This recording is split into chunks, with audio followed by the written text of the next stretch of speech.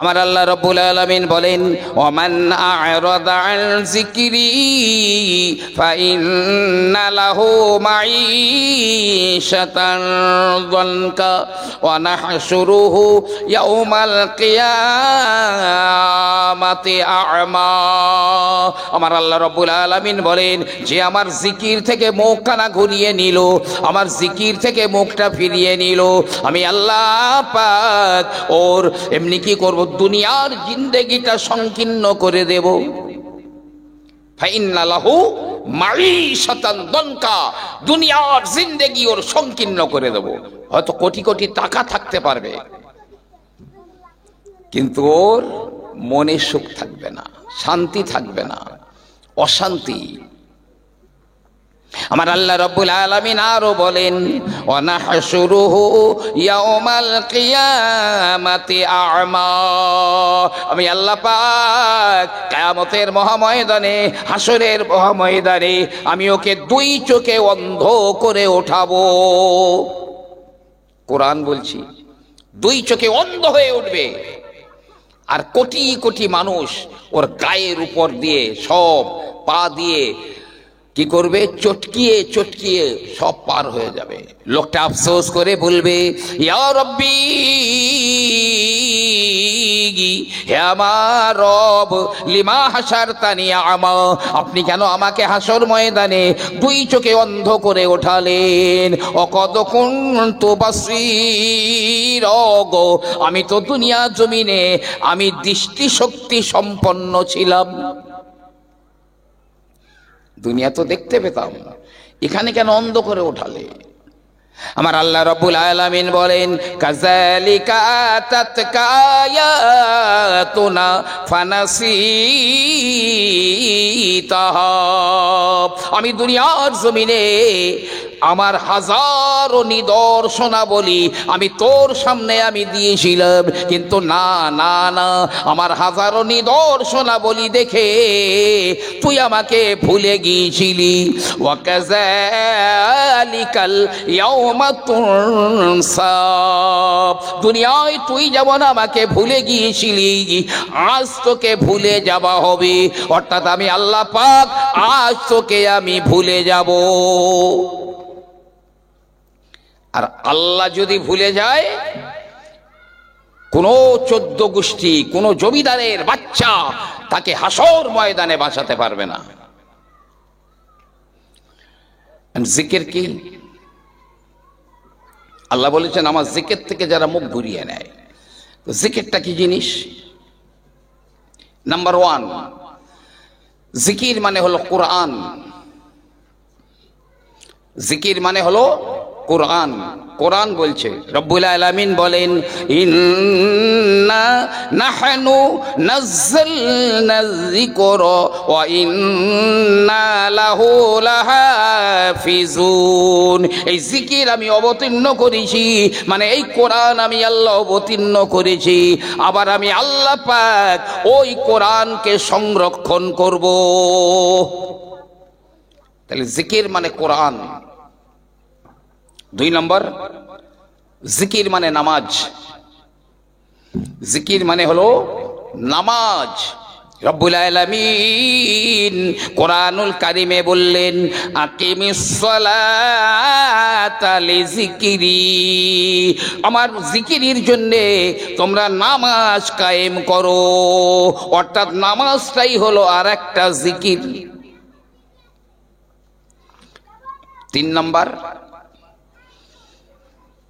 এই যে মাহফিল, এখানে যারা বসে আছেন, এখানে আল্লাহর কসম, আল্লাহর খাস রহমত আমভাবে এখানে পড়ছে, আমভাবে পড়ছে, মুষলধারে বৃষ্টির মতো পড়ছে। এত বড় ইবাদত, যদি এই হাদিস কোরআনের আলোচনা না থাকতো, নামাজ পেতাম না, রোজা পেতাম না, হজ পেতাম না, কোরবানি পেতাম না, শরীয়ত পেতাম না।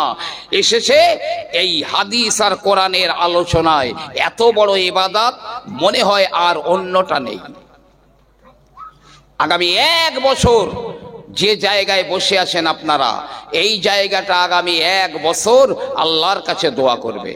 আয় আল্লাহ পাক, আল্লাহ তাআলা আমার উপরে বসে যারা হাদিস আর কোরআনের আলোচনা শুনেছে মাওলা, ওদের জীবনের গুনাহগুলো মাফ করে দাও।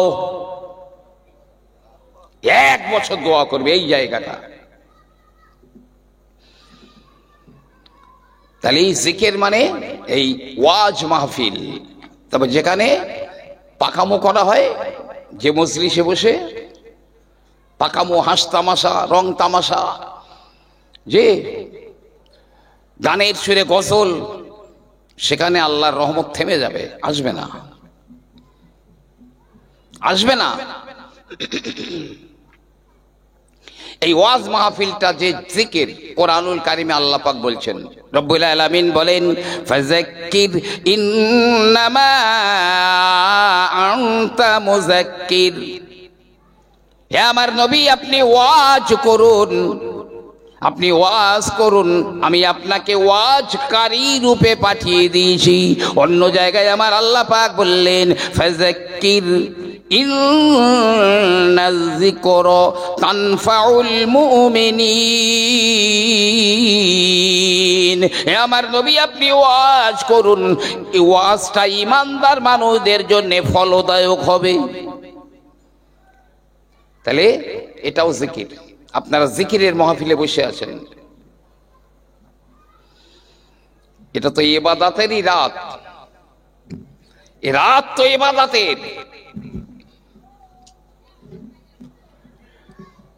জিকির মানে আমরা যে জিকির করি, লা ইলাহা ইল্লাল্লাহ, আল্লাহ আল্লাহ জিকির করি, ওটাও জিকির। রব্বুল আলামিন কোরআনুল কারীমের ভিতরে বললেন, ইয়া আইয়ুহাল্লাযীনা আমানু যকুরুল্লাহা যিকরান কাসীরা। এই বান্দারেরা, তোমরা বেশি বেশি করে আমার জিকির করো। এই ইবাদতটা কত বড় ইবাদত জানেন? নবী পাক মসজিদে নববী শরীফে ঢুকেছেন, ঢুকে দেখছেন একদল জিকির করছে, আল্লাহ আল্লাহ আল্লাহ, আর একদল শরীয়তের আলোচনা করছেন। দুটো দল। নবী পাক মসজিদে নববী শরীফে ঢুকে যারা শরীয়তের আলোচনা করছিল, নবী তাদের দলে গিয়ে বসলেন। নিশ্চয়ই ভুল ভাঙবে যারা বলে এই শবে বরাতের রাত্রে কেন জলসা হচ্ছে। পুরো ইবাদতের মধ্যে রয়েছেন আপনারা। তো বলছিলাম, এক জুম্মার রাত, আবার শবে বরাতের রাত।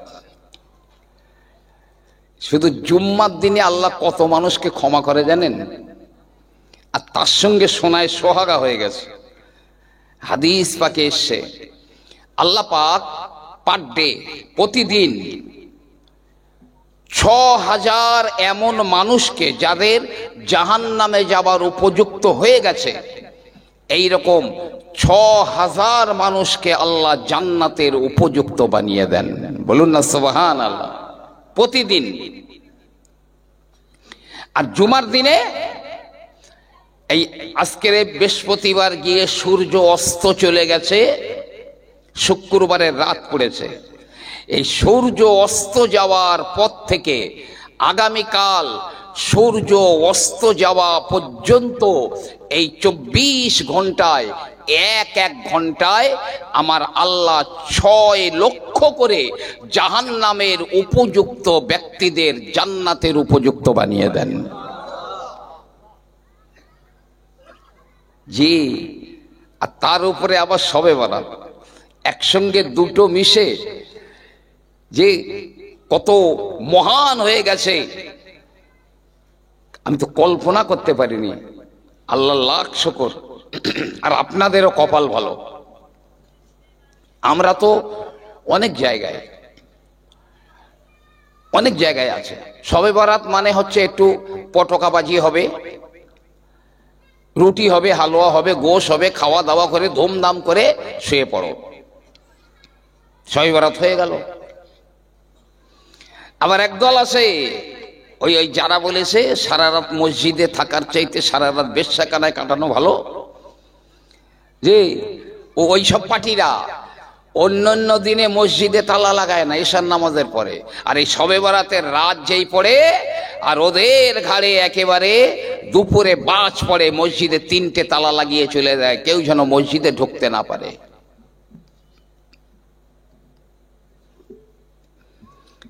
জি, আল্লাহ রাব্বুল আলামিন এই পৃথিবীর আসমানে চলে আসেন। আল্লাহ রাব্বুল আলামিন বলেন, আলা মিন মুস্তাগফিরিন, কেউ কি আছো আজ রাতে আমার কাছে ক্ষমা চাইবে? আমি আল্লাহ পাক তার জীবনের গুনাহগুলো মাফ করে দেব।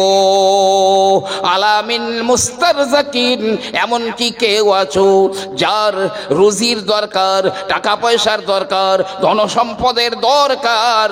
আজ আমি আল্লাহ, আমাকে বলো, আমি আল্লাহ পাক তার রিজিকে বরকত দিয়ে দেব। আলামিম মুবতালিগি, এমন কি কেউ আছো যে বালা মুসিবতের ভিতরে তারা ডুবে রয়েছো, বিপদ কাটে না, বালা মুসিবত কাটে না, আমার কাছে দোয়া চাও, আজ রাতে আমি আল্লাহ পাক তার বালা মুসিবত গুলো দূর করে দেব। তিরমিজি শরীফের হাদিস। শবে বরাত নাকি হাদিস কোরআনে নেই? এই হারামখোর, সারা কোরআনের মধ্যে এক জায়গা তো দেখার নামাজ লেখা রয়েছে, রোজা লেখা রয়েছে। আরে সব ফার্সি ভাষা, সব মানে রাত, বরাত মানে কেউ বলেছেন তকদির, ভাগ্য, অনেক অনেক কথা বলেছেন। এক কথায় বলা যায় ভাগ্য রজনী। জি, আল্লাহ পাক কোরআনুল কারিমে বলেছেন, ইন্না আনজালনাহু ফি লাইলাতিন মুবারাকা, নিশ্চয়ই আমি কোরআনকে এক মোবারক রাত্রে আমি কি করেছি? নাজিল করেছি। হযরত ইবনে আব্বাস রাদিয়াল্লাহু তাআলা আনহু, তিনি বড় মুফাসসির ছিলেন, তিনি বলছেন এই লাইলাতিন মুবারাকা মানে লাইলাতিন নিসফি মিন শাবান, শাবান মাসের 15 তারিখের রাত্রে। আর শবে বরাত সম্পর্কে 15 জনা সাহাবা সেই হাদিস বর্ণনা করেছেন। আমি সেদিন দেখছিলাম এত শবে বরাতের এত দলিল দেশে যে আমি নিজেই কল্পনা করতে পারিনি, এত লম্বা হবে। অনেকে আছে শুধু একটু বাইরে আইরে কবর জিয়ারাত করে এসে, হয়তো ইমাম সাহেব মসজিদে বললো 4 রাকাত কি 8 রাকাত নামাজ পড়ো, পড়ে একটু বাইরে কবর জিয়ারাত করে সে পড়লো, ওদিকে মা বাপের কবর জিয়ারাত হলো না। আরে তোমার বড় পীর তো মার বাপ, অবশ্যই কবর জিয়ারাত করো। নবীজি গিয়েছেন শবে বরাতের রাত্রে, জান্নাতুল বাকিতে গিয়েছেন, আপনিও যাবেন, তবে নিজের মা বাপের কথাটা ভুলে যাবেন না, আগে মা বাপের কবরটা জিয়ারাত করো। আর এই শুধু কবর জিয়ারাতের মধ্যে শবে বরাতটাকে সীমাবদ্ধ করা যাবে না। এ রাত ইবাদতের রাত, বন্দেগি করার রাত। ইযা কানা লাইলাতুন নিসফি মিন শাবান, আমার রাসূলুল্লাহ বলেন শাবান মাসের 15 তারিখের রাত যখন আসে, কুমু লাইলাহা, তোমরা রাতের বেলা জেগে জেগে দাঁড়িয়ে দাঁড়িয়ে নামাজ আদায় করো। অসমু ইয়াউমাহা, আর ওর দিনের বেলা তোমরা রোজা রাখো। আবার আজকে একটু আগে শুনছিলেন, আমি স্ক্রিন টাচ দিয়েও রেখে দিয়েছি ফোনে, আল্লামা রুহুল আমিন রহমাতুল্লাহ আলাইহি তিনি বলেছেন ফতোয়ায়ে আমিনিয়ায়, এই রাতে আরো কয়েকটা রাত বলেছেন, আমি বলছি, আমি মূল হাদিসটাই বলবো। এই রাতে ইমানদার মোরদাদের ছুটি দেওয়া হয়, তারা সব কবর থেকে বাইরে বেরিয়ে যায়। আল্লামা হুজুর যে কথাটা লিখেছেন আমি সেই হাদিসটা বলছি। প্রিয় নবী সাল্লাল্লাহু আলাইহি ওয়াসাল্লাম বললেন, ইযা কানা ইয়াউমুল জুমআহ, যখন জুমার দিন আসে, আও কানা ইয়াউমু ঈদিন, অথবা দুটো ঈদের দিন যখন আসেন, আও কানা আউওয়ালা লাইলাতিন মির রাজাব, অথবা রজব মাসের পয়লা তারিখের রাত যখন আসে, আও কানা লাইলাতুন নিসফে মিন শাবান, অথবা শাবান মাসের 15 তারিখের রাত যখন আসে, আও কানা লাইলাতুল কদরিল মুবারাকা, অথবা লাইলাতুল কদর যখন আসে, ইয়াখরুজুনাল আমওয়াতা মিন কুবুরিহিম, সব ঈমানদার মুর্দারা তারা সব কবর থেকে বাইরে বেরিয়ে যায়। অনেকগুলো কিতাবে আছে হাদিসটা, একটা দুটো কিতাবে নেই। ইয়াখরুজুনাল আমওয়াতা মিন কুবুরিহিম, সব ঈমানদার মানুষেরা তাদের কবর থেকে বাইরে বেরিয়ে যায়। জুমার দিন, দুই ঈদের দিন, রজব মাসের পয়লা তারিখের রাত, শবে বরাত, শবে কদর, মনে রাখবেন। তো এই কবর থেকে মুর্দারা বেরিয়ে যায় কোথায়? প্রিয় নবী সাল্লাল্লাহু আলাইহি ওয়াসাল্লাম বললেন, ইয়াকুমুনা আলা বুয়ুতি আবওয়াবিহিম, ওরা নিজে নিজে আপন ঘরের দরজার চৌকাঠের উপরে দাঁড়িয়ে যায়। এই যাদের আপনজন মারা গেছে সব আজকেরে যার যার বাড়ির ঘরের দরজার চৌকাঠে সব দাঁড়িয়ে আছে। হাদিস বলছি, কিন্তু দাঁড়িয়ে ওরা কি বলে?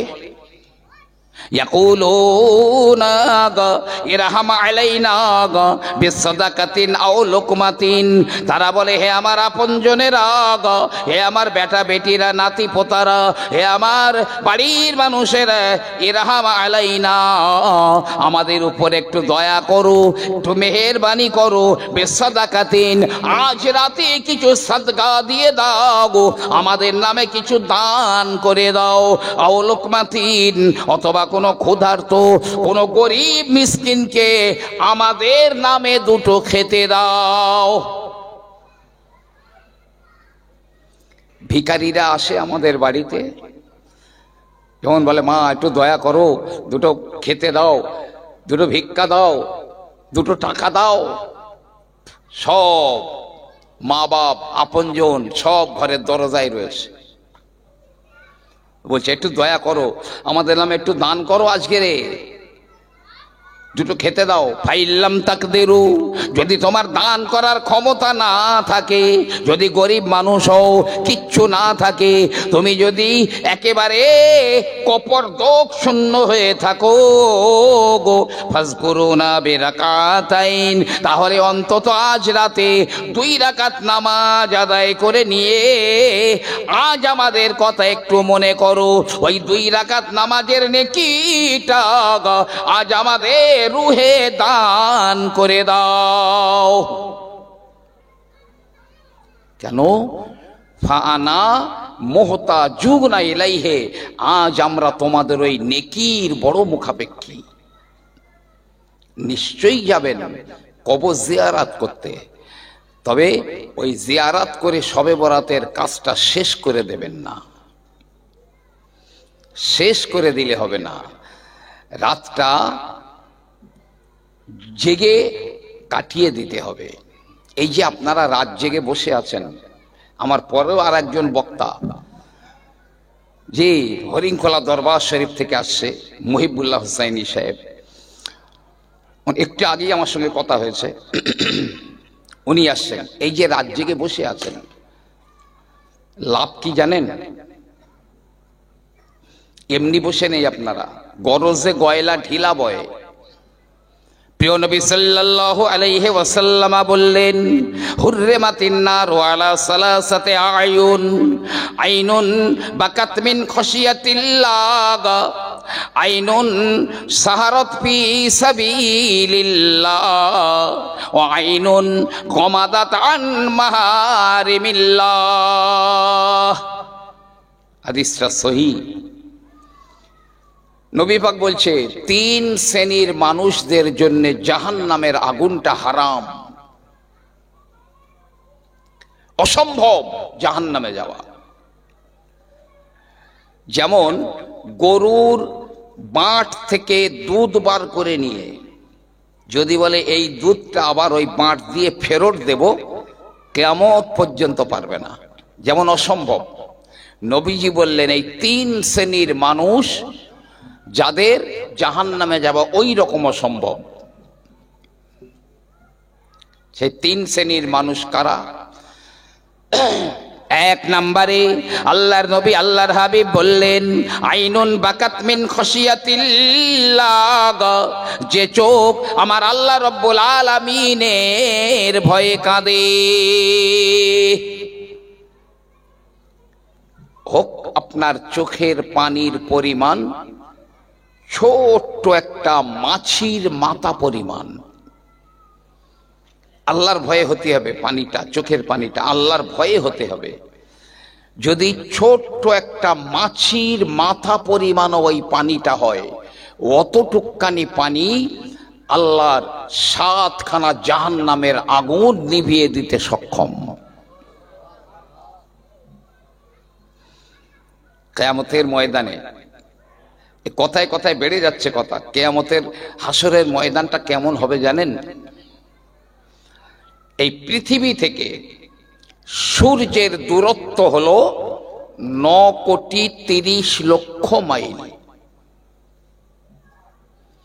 আমরা যে পৃথিবীতে বাস করি, এই পৃথিবীর চাইতেও সূর্য 13 লক্ষ গুণ বড়। এই যে আমরা যে দুনিয়ায় বাস করি, এই দুনিয়া এর চাইতে সূর্য 13 লক্ষ গুণ বড়। আবার সূর্যের চাইতে বৃহস্পতি অনেক বড়, ওর চাইতে এন্ট্রাস আরো বড়। এক একটা তারকা একটু একটু দেখায়, তো ওর আলোচনা করলে ব্রেনে কাজ করবে না। তো পৃথিবী থেকে সূর্যের দূরত্ব 9,30,00,000 মাইল। সূর্যের যে উত্তাপ, যে গরমি, তার 2000 কোটি ভাগের 1 ভাগ পৃথিবীতে পড়ে।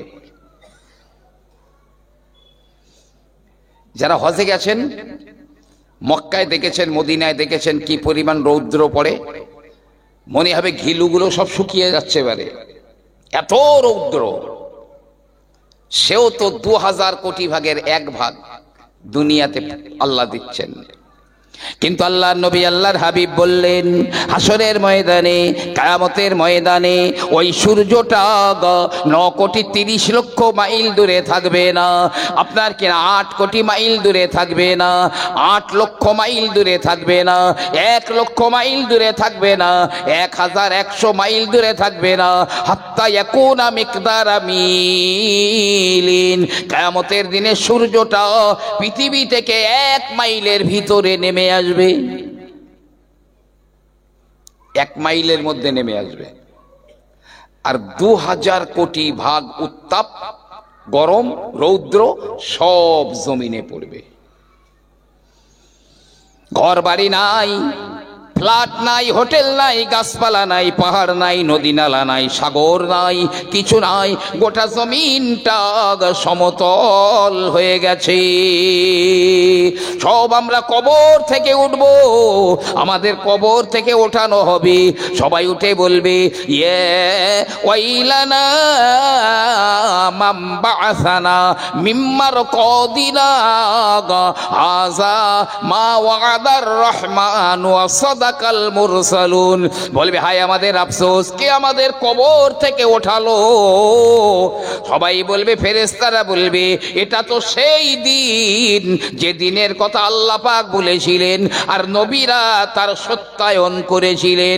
এটা সেই হাসরের ময়দান। পায়ে জুতা থাকবে না, গায়ে জামা থাকবে না, মাথায় টুপি থাকবে না, সব বিবস্ত্র। কিয়ামতের ময়দানে নারী আর পুরুষ নির্বিশেষে সবাই কিয়ামতের মাঠে উঠব। জমিনটা তামা হয়ে গেছে, টকটকে লাল হয়ে গেছে। আগুনে লোহা দেবেন যেমন টকটকে লাল হয়ে যায়, ওর চাইতে 1000 গুণ বেশি টকটকে লাল হয়ে যাবে। কিয়ামতের একটা দিন 50,000 বছরের মতো বড় একটা দিন। সব দাঁড়িয়ে কাঁদবে, কাঁদবে, এত কান্না কাঁদবে, পানি শেষ, রক্ত বার হচ্ছে, রক্তের দরিয়া বয়ে যাচ্ছে, ওই কান্নায় কোনো লাভ হবে না। এখন মাছির মাথা পরিমাণ পানিও বার করেন আল্লাহর ভয়ে। আল্লাহ বান্দার সব সহ্য করতে পারেন, কিন্তু বান্দার চোখের পানি আমার আল্লাহ সহ্য করতে পারেন না। আজ রাত শবে বরাতের রাত, মাহফিল ছেড়ে বাড়ি গিয়ে ঘুমান না, ঘরের কোনায় অন্তত বসে একটু আল্লাহর কথা মনে করেন, আল্লাহর আযাব গজবের কথা মনে করেন। চোখ দিয়ে অন্তত দুটো ফোঁটা, একটা ফোঁটা পানি বার করে যদি তারপরে মনে করেন শোয়ার দরকার, তবে শুয়ে পড়েন। জি, কিয়ামতের মহাময়দান, সব নবীরা, রসুলেরা, পীর, পয়গম্বর, ওলি, আউলিয়া, গৌস, কুতুব, হাজি, গাজী সবাই কেঁদে জারে জারে। সব নবীরা তো কাঁদছে, বিশেষ করে বিখ্যাত নবীরা। ইব্রাহিম নবী আলাইহিস সালাম, উনি হলেন জাতির পিতা। কোরআনুল কারিমে আমার আল্লাহ পাক বললেন, মিল্লাতা আবিকুম ইব্রাহিম, তাদের জাতির পিতা হলো নবী ইব্রাহিম। ওই ইব্রাহিম নবী কেঁদে জারে জার হয়ে যায়। আল্লাহ পাক, আমি আজ কারো জন্য কাঁদি না গো মাওলা, তুমি শুধু আজ আমি ইব্রাহিম, শুধু আমাকে তুমি বাঁচিয়ে দাও। ওই দেখুন তুর পাহাড়ে যে মুসা নবীর সঙ্গে কথা হতো, আমার আল্লাহ রব্বুল আলামিনের ওই নবী মুসা কেঁদে জারে জার হয়ে যায়। এ আমার মাওলা, আমি কারো জন্য কাঁদছি না, কারো জন্য বলছি না গো মাওলা, আমি মুসাকে আজ আমাকে বাঁচিয়ে দাও। ওই দেখুন ইসমাইল জবিহুল্লাহ কাঁদে, হে আমার মাওলা, আমি আমার মা হাজেরার জন্য কাঁদি না, তুমি আজ আমাকে বাঁচিয়ে দাও। ওই দেখুন ঈসা রূহুল্লাহ কেঁদে গড়াগড়ি যায় আর বলে, আল্লাহ, আয় আল্লাহ, আমি আমার মা মরিয়মের জন্য কাঁদি না, আমার মাওলা, আমি ঈসাকে তুমি বাঁচিয়ে দাও। এই জলিলুল কদর নবীরা এমন কাঁদে, উম্মত কি কাঁদবে? দুনিয়াতে যে যত বেশি হাসবে, মরে গেলে সে তত বেশি কাঁদবে। দুনিয়াতে যে যত বেশি কাঁদবে, মরে গেলে সে তত বেশি হাসবে। ফালিয়াদহাকু কলিলা, আল্লাহ বলছে অল্প হাসো। ওই ফজার ক্যাসেট দেখে, উত্তম দাসের ক্যাসেট দেখে হাসা বন্ধ করো, কাঁদো। কঠিন দিন। একদিন নবী পাক যাচ্ছে, কটা ছেলে রাস্তায় একটু খোশ মেজাজে হাসি তামাশা করছে। নবী পাক দাঁড়িয়ে গেলেন, এই তোমরা কি মৃত্যু ভাবনা থেকে নিশ্চিত হয়ে গেছো? না ইয়া রাসূলুল্লাহ। এই তোমরা কি কবরের ভয় থেকে, আযাব থেকে নিশ্চিত? জি না ইয়া রাসূলুল্লাহ। এই হাসরের ময়দান থেকে তোমরা কি একদম নির্ভীক হয়ে গেছো? না না ইয়া রাসূলুল্লাহ। আল্লাহর কাছে বিচার দেওয়া হয়ে গেছে? না আল্লাহ, তা তো হয়নি। এই তোমরা পুল সিরাত পার হয়ে গেছো? না আল্লাহ।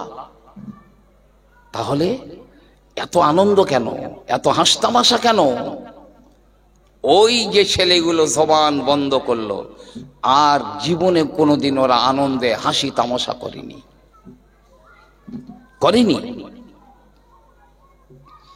সব কাঁদছে। আমার নবী পাকও কাঁদছেন,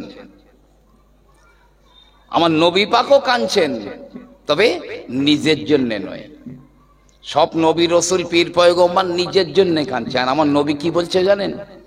আমার আপনার নবী বিশ্ব নবী হাবিবুল্লাহ কেঁদে জারি জার হয়ে যায় আর বলে, আল্লাহ, আমি আব্দুল্লাহর বেটা, আমি মুহাম্মদ রাসূল, আল্লাহ, আমি বাঁচতে চাই না, আমাকে বাঁচাতে হবে না, হবে না, হবে না, হবে না রে মাওলা, আজ আমার গুনাহগার উম্মত গুলোকে বাঁচিয়ে দাও। নবী কাঁদছেন একা, কিন্তু উম্মত এত নেমো খারাম, এই উম্মত এত বিশ্বাসঘাতক। কোন খেলার প্লেয়ার কি করেছে আমিও তাই করব, কিরাম ফুসুং দাড়ি রেখেছে, কিরাম চুল কেটেছে, কিরাম প্যান্ট পরেছে, আমিও তাই করব। সে তোমার বাড়ির দিকে ফিরে কোনোদিন একদিনও মুতিনি। আর I can challenge for it, আমি চ্যালেঞ্জ করছি, যদি তোমার বাম স্তনের 2 আঙুল নিচের চোখটা খোলা থাকে, নবিয়ানা মেম্বারে বলছি, একবার মদিনার সবুজ গম্বুজের নিচে একটুখানি তাকিয়ে দেখো। এখনো আমার রসুল এই উম্মতের জন্য কেঁদে জারে জার হয়ে যাচ্ছেন, আল্লাহ আমার উম্মত গুলোকে বাঁচাও। সে উম্মত যদি এমন বিশ্বাসঘাতক হয়, নেমক হারাম হয়, আল্লাহ সহ্য করবেন না, আমার আল্লাহ হারগিজ সহ্য করবেন না। আল্লাহর নবীর ইন্তেকাল হয়ে গেল, আল্লাহর রসুলের গোসল দেওয়া হয়ে গেল, জানাজার নামাজ যে যার মতো পড়ে পড়ে চলে গেল, একা একা একা একা যে যার মতো দরুদ ও সালাম পড়ে পড়ে চলে যায়। আমার নবী পাকের কবর শরীফের ভিতরে রাখা হলো। 4 জনা কবরের ভিতরে নেমে গিয়েছেন। আব্দুল্লাহ ইবনে আব্বাস রাদিয়াল্লাহু তাআলা আনহু আমার নবীজির মাথার দিকটায় নেমেছেন। হযরতে আবু বকর সিদ্দিক রাদিয়াল্লাহু তাআলা আনহু কবরের উপরে চুপচাপ করে দাঁড়িয়ে রয়েছে, চোখে এক ফোঁটা পানি নাই। আমার নবী পাকের লাশ মোবারক খানা যখন নামানো হয়ে গেল, আবু বকর কেঁদে বলে, আব্দুল্লাহ ইবনে আব্বাস, তোমার খোদার কসম দিয়ে বলছি, তুমি আমার নবী পাকের মুখের চেহারা মোবারকের কাপড়টা একটুখানি সরিয়ে দাও। আমি আমার নবীকে না দেখলে আমি আবু বকর থাকতে পারি না, আর কোনোদিন এই চোখে আমার নবীকে দেখব না। হে আব্দুল্লাহ ইবনে আব্বাস, একটুখানি মুখের কাপড় সরিয়ে দাও। মনে বড় দয়া হয়ে গেল, নবী পাকের চেহারা মোবারক থেকে একটু কাপড়টা সরিয়ে দিয়েছেন। হযরতে আবু বকর সিদ্দিক রাদিয়াল্লাহু আনহু অপলক নেত্রে তাকিয়ে রয়েছেন আমার নবী পাকের চেহারা মোবারকের দিকে। এক সময় হযরতে আবু বকর রাদিয়াল্লাহু তাআলা আনহু ডুকরে চিল্লে কেঁদে উঠে বলে, হে আব্দুল্লাহ ইবনে আব্বাস, ওই দেখো আমার নবীজির দিকে দেখো, আমার নবীজির ঠোঁট দুটো কেন নড়ে, ওই দেখো আমার রসুলের চোখের কোণায় বিন্দু বিন্দু পানি জমে গিয়েছে। আব্দুল্লাহ ইবনে আব্বাস রাদিয়াল্লাহু আনহু তাকিয়ে দেখলেন সত্যি নবীজির ঠোঁট নড়ছে, চোখের কোণায় বিন্দু বিন্দু পানি জমে গিয়েছে। উনি বলছেন, তাড়াতাড়ি আমার কানটা আমার নবী পাকের মুখের কাছে নিয়ে গেলাম। আমি শুনতে পাই, আমি আব্দুল্লাহ ইবনে আব্বাস শুনতে পেলাম, ঠোঁট দুটো নেড়ে নেড়ে নেড়ে নেড়ে আমার রাসূলুল্লাহ বলছেন, আয় আল্লাহ পাক, আমার উম্মত গুলোকে বাঁচিয়ে দাও। যে ফিরে এসো, আজ রাত্রে তওবা করো, শবে বরাতের রাত, আল্লাহর কাছে তওবা করো। আল্লাহর একবার ডাকবেন, ইয়া আল্লাহ, আল্লাহ ওয়াদা করেছেন তোমার একবার ডাকে আমি আল্লাহ 70 বার জবাব দেব। বলুন না সুবহানাল্লাহ, 70 বার জবাব দেব। মা তো সবচাইতে বেশি ভালোবাসে। মাকে গিয়ে ডাকবেন, ও মা, তা মা বলবে, এই তো বাসা, কিছু না বলে একটুখানি পর আবার বলবেন, ও মা, এই বল কি হয়েছে, আবার বলবেন, ও মা। মা বলবে, আরে আমার মাথা খাচ্ছিস কেন, তুই ফ্যা ফ্যা করছিস, বলবি তো কি হয়েছে। 3 বার পর পর ডাকলে মা রেগে যাবে। সবচেয়ে সেই মা ভালোবাসে বেশি। আর আমার আল্লাহ পাক বলেন, হে আমার বান্দারা, তুই আমার যতবার ডাকবি আমি আল্লাহ রেগে যাব না, বরং তোর প্রতিবারের জবাব আমি আল্লাহ 70 বার করে লাব্বাইক বলবো।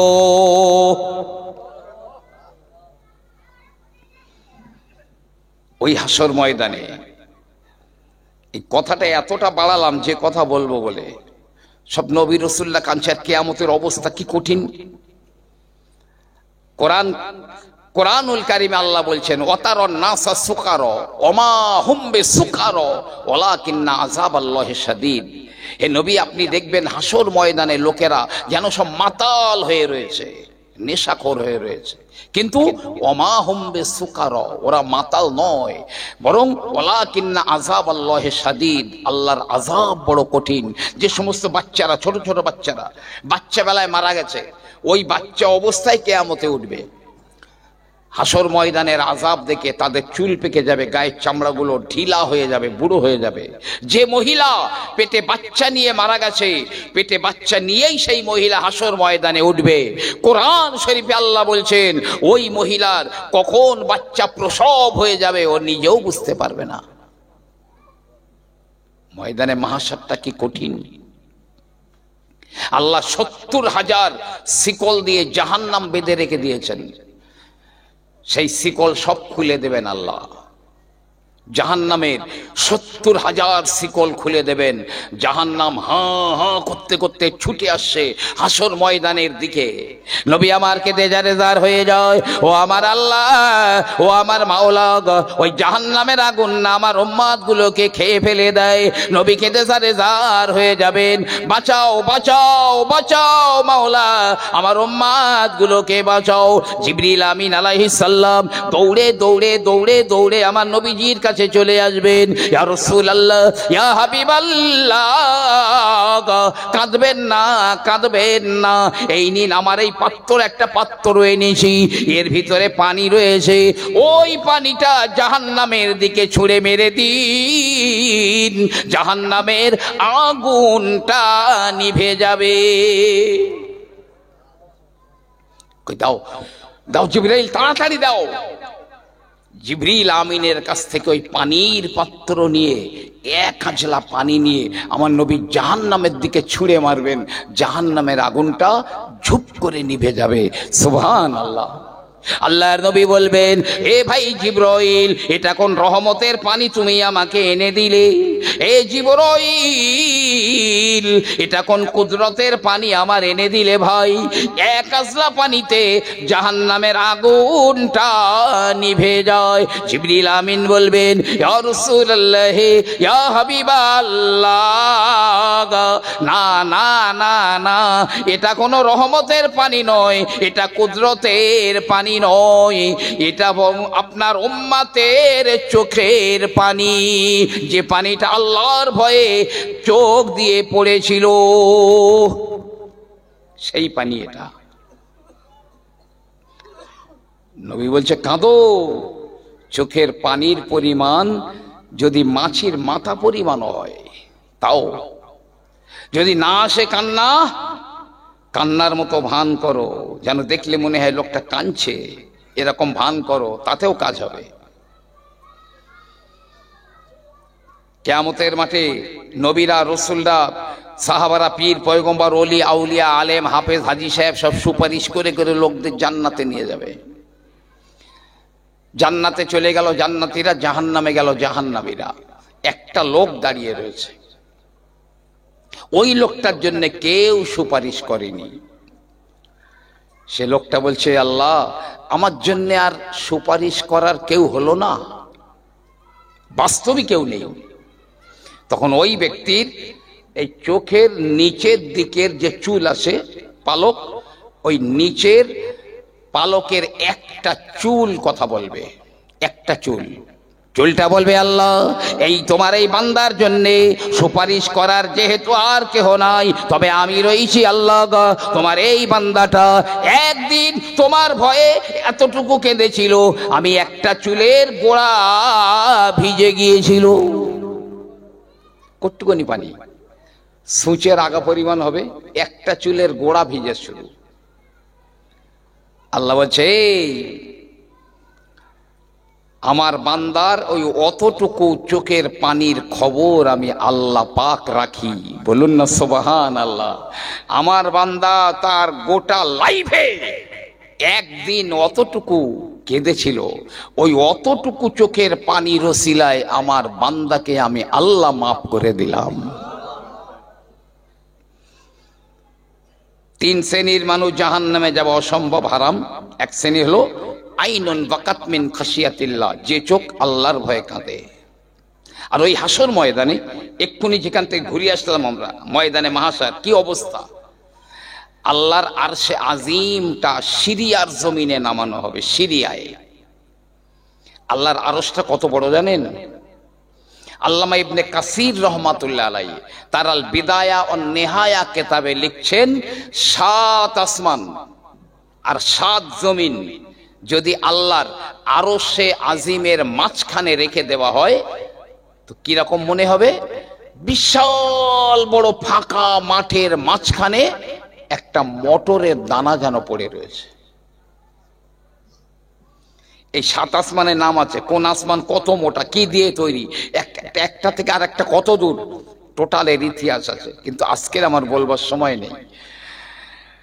তো আসুন, সেই আরশে আজিম সিরিয়ার জমিনে নামিয়ে আনা হবে। বিশাল বড় একটা ছায়া পড়বে, ছায়াটা এয়ার কন্ডিশন ছায়া, একদম সুশীতল সুন্দর ছায়া।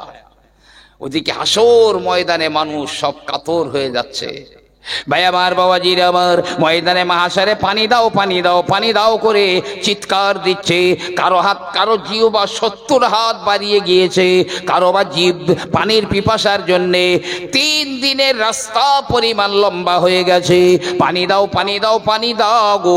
ওই দিনে 7 প্রকার মানুষেরা, হাদিস পাকে আমার রাসূলুল্লাহ বললেন, ইয়াউমা লা জিল্লু ইল্লা জিল্লে আরশিহি, ওই দিনে কোনো ছায়া থাকবে না আল্লাহর আরশের ছায়া ব্যতীত। 7 প্রকার মানুষেরা তারা ওই ছায়ার নিচে স্থান পাবে। তার ভিতরে এক শ্রেণী হলো রাজুলুন যাকারাল্লাহু খালিয়ান ফাফাদাত আইনাহু, যে লোকটা গোপনে গোপনে গোপনে গোপনে আল্লাহর জিকির করে আর তার চোখ দুটো ভিজে যায়। ওই লোকটা হাসর ময়দানে দাঁড়াতে হবে না, ওই এয়ার কন্ডিশন ছায়ায় আল্লাহর আরশে আজিমের ছায়ার তলায় থাকবে। সুন্দর পানীয় তাদেরকে পান করানো হবে। গিলমানেরা তাদেরকে সুন্দর সুন্দর পানীয় পান করাবে। ওদিক হাসর ময়দানে জি তোলপাড় হয়ে যাচ্ছে।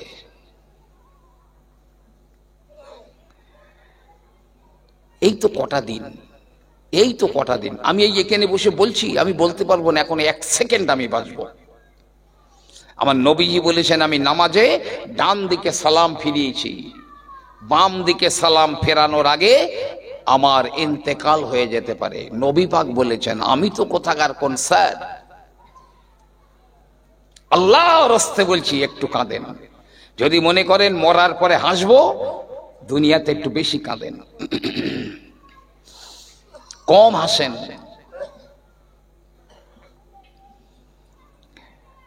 খুব সংক্ষেপে সংক্ষেপে, এরপরে এখনো 2টো বাকি, আর 2 শ্রেণী, তাদের কথা বলবো। তার আগে শুধু বলছি বলে না, আমি বলি আর যে কেউ কখনো বলুন, যখন দরুদ শরীফ পড়তে বলবে, বডিটা এখানে থাকবে, আপনার দেহটা এখানে থাকবে, আপনার রুহটা, দিলটা মদিনার সবুজ গম্বুজের নিচে পাঠিয়ে দেন, যেন মনে করেন আমি নবী পাকের কবর শরীফের ধারে দাঁড়িয়ে দরুদ পড়ছি।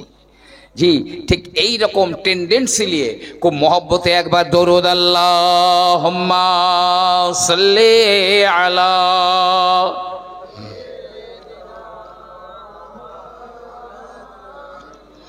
ওয়া আলা আলি সাইয়্যিদিনা।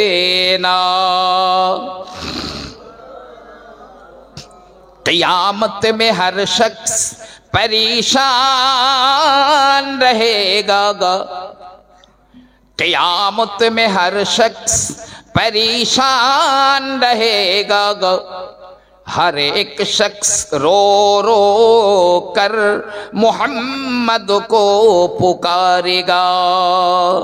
अगर ओ मुझे खबर ना ले तो कौन खबर ले,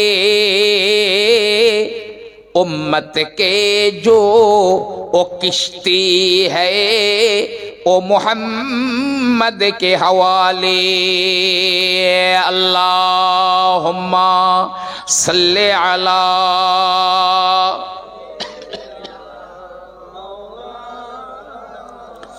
ওয়া আলা আলি সাইয়্যিদিনা।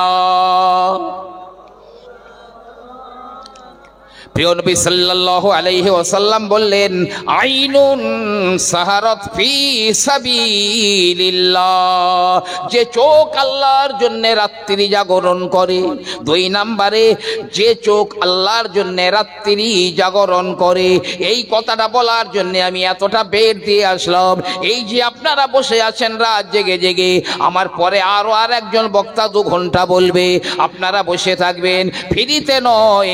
এই যে রাত জেগে বসে আছেন আল্লাহর জন্যে, আমার চেহারা দেখবার জন্যে নয়, মুহিব্বিল্লাহ হোসাইনি সাহেবের চেহারা দেখবার জন্যে নয়, আল্লাহর জন্যে বসে রয়েছেন। আমার নবী পাক বলেন, এই মানুষগুলোর জাহান্নামে যাওয়াটা হারাম হারাম হারাম, অসম্ভব, ওরা জাহান্নামে যাবে না।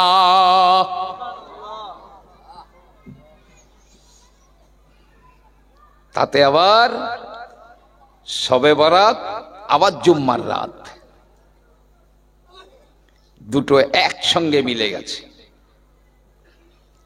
রাত্রি সারা রাত ঘুমান, অন্তত রাতের শেষ ভাগে আধা ঘন্টা টাইম দিতে পারবেন না, 4 রাকাত তাহাজ্জুদ পড়তে পারবেন না। বড় বড় বুজুর্গানে দিনেরা ইন্তেকাল করলে কেউ স্বপ্ন দেখে জিজ্ঞাসা করছে, আল্লাহ কেমন ব্যবহার করেছেন? বলছে, আল্লাহ আমার মাফ করে দিয়েছেন। কোন সিলায়? বলছে, আমি ওই রাতে ওই যে 2 রাকাত নামাজ পড়তাম রাতের শেষ ভাগে, কি 4 রাকাত নামাজ পড়তাম তাহাজ্জুদের, ওই নামাজের ওসিলায় আমার আল্লাহ পাক আমাকে ক্ষমা করে দিয়েছেন। নবী পাককে জিজ্ঞাসা করা হলো, হুজুর, যে লোকটা রাতের প্রথম ভাগে শুয়ে পড়ে আর সেই সকালবেলা ওঠে, এই লোকটার ব্যাপারে আপনি কি বলেন? নবী পাক বলছে, সারা রাত ওর নাকে আর কানে ইবলিস শয়তান পেশাব করে দিয়েছে। একটুখানি ফাতাহাজ্জাত বিহি নাফিলাতাল্লাহ, হে নবী, তাহাজ্জুদের নামাজটা আপনার জন্য বাড়তি করে দিলাম। 4 রাকাত, 2 রাকাত নামাজও পড়তে পারবেন না, শেষ ভাগে সারা রাত ঘুমান, অসুবিধে নেই। আল্লাহকে চলতে ফিরতে মাঝে মাঝে অন্তত একবার আল্লাহ বলে ডাকবেন। এই দুনিয়াতে আল্লাহ বলার একটা লোক যতক্ষণ থাকবে, ধরো আজকের আমি বলেছি আল্লাহ, আমি এই একবার আল্লাহ বলার কারণে আগামী 40 বছর সিংহায় ফুৎকার দেবে না। যে শেষ পৃথিবীতে যে লোকটা আল্লাহ বলবে, শেষ আর কেউ নেই, একজন আল্লাহ বলেছে, আল্লাহ বলবেন, এই ওই একজন লোক আছে আমার আল্লাহ বলার, সিংহায় ফুৎকার এখনো 40 বছর পর হবে। আল্লাহ 70 বার জবাব দেবেন আপনার ডাকে। একজনা মানুষ ঠাকুর পুজো করে, সে তার দেবতার সামনে করজোড়ে বলে, ইয়া সানাম, ইয়া সানাম, হে আমার দেবতা, হে আমার দেবতা। লোকটা বুড়ো হয়ে গেছে, দাঁত পড়ে গিয়েছে, একদিন ওই লোকটা সানাম বলতে গিয়ে বলে ফেলেছে, ইয়া সামাদ, আমার আল্লাহ রাব্বুল আলামিন লাব্বাইক লাব্বাইক লাব্বাইক লাব্বাইক বলে জবাব দেন। ফেরেশতারা বলে, মাওলা রে, ও তো তোমাকে ডাকে না, ওর দেবতাকে ডাকতে গিয়ে সানাম বলতে গিয়ে সামাদ বলে দিয়েছে। আল্লাহ বলে, এই ফেরেশতারা চুপ রাগ, না না, আমার ওই বান্দা, আমি সামাদ, আমি আল্লাহ, আমাকে ডেকেছে। কোন মায়ের একমাত্র সন্তান বাড়ি থেকে রাগ করে পালিয়ে গেছে, কি হারিয়ে গেছে, ওই মা যেমন মুখে ভাত তুলতে পারে না সন্তানের শোকে, ঘুমাতে পারে না, শুধু রাস্তায় তাকায়, ওই মনে হয় আমার কচি এলো, ওই মনে হয় আমার বাবা ফিরে এলো। এই মা যেমন ওই হারানো তো পালিয়ে যাওয়া সন্তানের রাস্তার দিকে তাকিয়ে থাকে, আমার আল্লাহ পাক তার নাফরমান বান্দাদের দিকে ওই মায়ের চাইতে আরো 70 গুণ বেশি তাকিয়ে থাকে, ওই মনে হয় আমার বান্দা ফিরে এলো। আমার নবীর উম্মতরা জাহান্নামে যাবে না। জি, নবী পাক একদিন রাস্তা দিয়ে যাচ্ছেন, রাস্তার ধারে এক মহিলার বাড়ি। মহিলা রাস্তার ধারে উনানে রান্না করছে, আর এই উনানের চতুর্দিক থেকে আগুন বার হচ্ছে, আর তার একটা বাচ্চা ছেলে দৌড়দৌড়ি খেলা করতে করতে আগুনের ধারে চলে আসছে। মহিলা তাড়াতাড়ি বাচ্চাটা আগুনে যাতে না পড়ে যায় ধরে আবার দূরে সরিয়ে দিয়ে আসছে। বাচ্চাটা আবার খেলা করতে করতে ওই আগুনের ধারে চলে আসছে, মা আবার ধরে তাড়াতাড়ি দূরে সরিয়ে দিয়ে আসছে। এইরকম করছে। ইতিমধ্যে আমার নবী সেখান দিয়ে যাচ্ছেন। মহিলাটা দেখতে পেয়ে আল্লাহর নবীকে বললেন, হে আল্লাহর নবী, একটু দাঁড়িয়ে যান, আমার কিছু বলার রয়েছে। নবীজি দাঁড়িয়ে গেলেন। এ বাবা মেয়ে কি বলবে? ওই মহিলাটা বলে, ইয়া রাসূলুল্লাহ, আপনি কি এমন কথা বলেছেন যে একটা মা তার দুধের বাচ্চাকে যত ভালোবাসে তার চাইতে আমার আল্লাহ পাক তার বান্দা বান্দীদের 70 গুণ বেশি ভালোবাসেন? নবী বলছে, হ্যাঁ, আল্লাহ তার বান্দা বান্দীদের 70টা মায়ের ভালোবাসা এক জায়গায় করলে যতটা হবে তার চাইতে বেশি ভালোবাসেন। মহিলা বলছে, রাসূলুল্লাহ, আমি তো একটা মা, আমার এই বাচ্চাটা দৌড়ে দৌড়ে আগুনের ধারে আসছে, যাতেও আগুনে পুড়ে না যায় আমি ধরে দূরে সরিয়ে দিয়ে আসছি, বারবার করছি, তো আমি তো একটা মা, এটা তো একটা মায়ের মহব্বত। তা আল্লাহ যদি 70টা মায়ের চাইতে বেশি ভালোবাসেন তাহলে আল্লাহ কি তার বান্দা বান্দীদের জাহান্নামে দিতে পারবেন? নবী আমার কেঁদে সারে জার হয়ে যান। আল্লাহর নবী কেঁদে সারে জার হয়ে বলেন, এ বাবা মেয়ে, না না না, আমার আল্লাহ পাক কোনোদিন তার বান্দা বান্দীদের জাহান্নামে দিতে পারবেন না। তবে ওই ব্যক্তি জাহান্নামে যাবে যে আমি রাসূলুল্লাহ আমাকে অস্বীকার করে। সাহাবায়ে কেরামেরা বললেন, ইয়া রাসূলুল্লাহ, হে কে আপনার অস্বীকার করে? আমার রাসূলুল্লাহ বললেন, আমি যে শরীয়ত এনেছি, আমি যে দ্বীন এনেছি, এই দ্বীনটাকে যারা মেনে নেয় না, এই দ্বীনের উপরে আমল যারা করে না, তারা মূলত আমি রাসূলুল্লাহ আমাকেই তারা অস্বীকার করলো, ওরাই তো যাবে জাহান্নামে। আরে ঈমানদাররা জাহান্নামে যদি যায় মনে করবেন ওটা আল্লাহর বড় রহমত। যার ঈমানদার যারা, যদি তাকে আল্লাহ জাহান্নামে ফেলে দেন মনে করবেন তার কপাল ভালো। এটা উল্টো কথা বলছি আমি। কেন বলেন তো? প্রিয় নবী সাল্লাল্লাহু আলাইহি ওয়াসাল্লাম বললেন, নাসিবা উম্মতি ফি নারে জাহান্নাম, জাহান্নামের ভিতরে আমার উম্মতের নসিবটা এমন হবে, আমার উম্মতের নসিব এমন হয়ে যাবে। কেমন? হযরত ইব্রাহিম নবী আলাইহিস সালাম যেমন নমরুদের আগুনের ভিতরে যেমন ছিলেন, আমার ঈমানদার উম্মতেরা জাহান্নামের আগুনের ভিতরে তেমন থাকবে। কানসিবে খালিলি ইব্রাহিম নারে নমরুদ, নমরুদের আগুনে আমার খলিল ইব্রাহিম যেমন ছিলেন, আমার ঈমানদার উম্মতেরা জাহান্নামে তেমন থাকবে। তা জাহান্নামে কেন দেবেন আল্লাহ? বুঝবার জন্য বলছি। একটা পেয়ালায় অ্যাসিড নিন, অ্যাসিড, সাকরাত দোকানে যাবেন, অ্যাসিডে খাদযুক্ত সোনা অ্যাসিডে ফেলে দেয়, পুড়ে পড়ে কোনগুলো? খাদগুলো পড়ে, সোনা পড়ে, সোনা সলিড হয়ে যাবে, ও সোনা পুড়বে না। তা আমাদের গোনা আছে, কম বেশি গোনা আছে, আর একটা গোনা যদি কারো থাকে সে হারগিজ জান্নাতে যেতে পারবে না। গোনা হলো জান্নাতে যাওয়ার পথে প্রতিবন্ধক, এই প্রতিবন্ধকতা সৃষ্টি করবে। একটা গোনা থাকলেও হারগিজও জান্নাতে যেতে পারবে না। এই জন্যে আল্লাহ পাক জাহান্নামে ফেলে দেবেন। ওই যেমন অ্যাসিডে খাদ পুড়ে গেল, সোনা পুড়িনি, জাহান্নামে পাপ পুড়ে যাবে, ঈমানদার পুড়বে না।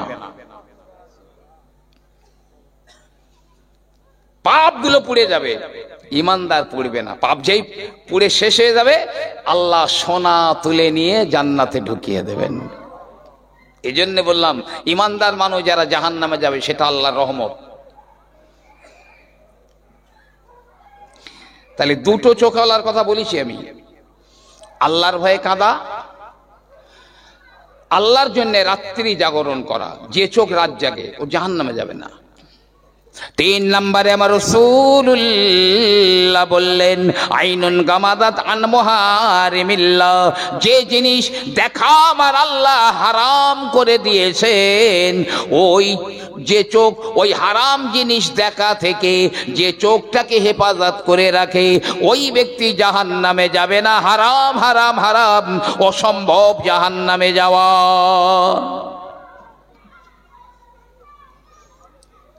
এখন তো এ থেকে জেড পর্যন্ত রাস্তায় বেরোলেই কুদৃষ্টি।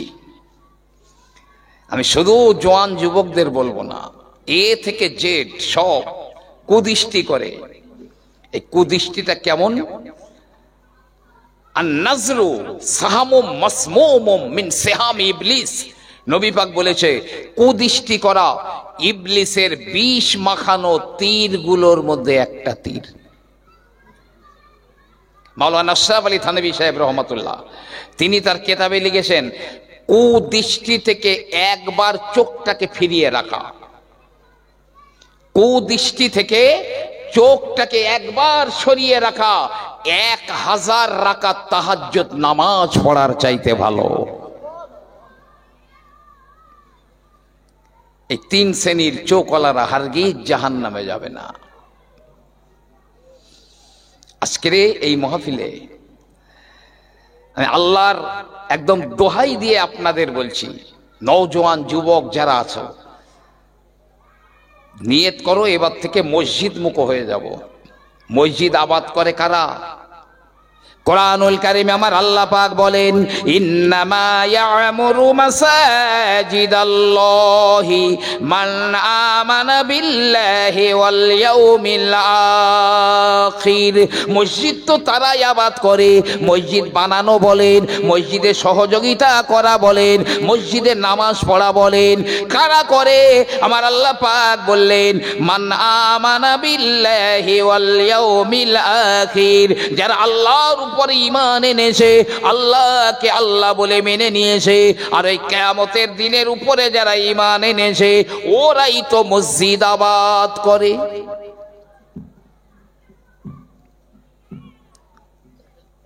মাওলানা জাকারিয়া সাহেব রহমাতুল্লাহ আলাইহি ফাজাইলে আমল লিখেছেন, তা ওর মধ্যে একটা পাঠ আছে ফাজাইলে হজ।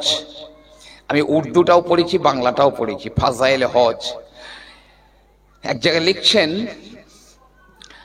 নবীজি বলেছেন, যতদিন না কাবা ধ্বংস করে না দেওয়া হবে ততদিন, আর হজ বন্ধ না হয়ে যাবে ততদিন কিয়ামত হবে না। হাদিসটা মুসনাদে আহমদ শরীফে এসেছে।